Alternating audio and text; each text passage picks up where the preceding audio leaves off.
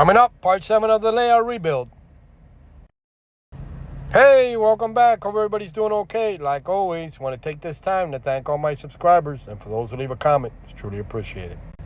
Well, it's been a busy week at work, so I haven't been able to do too much. I just finished the ground cover and paving on this side of the layout.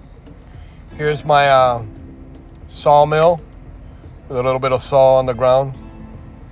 I added the buildings.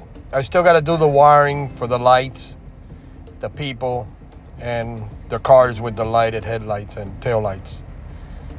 It's coming along. I've really enjoyed this build, and I love the way it's coming up. The space I have now, it's amazing.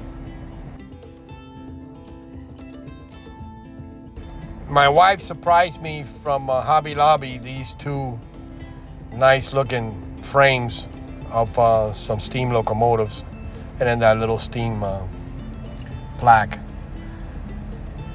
She's always thinking about the train from when she goes out.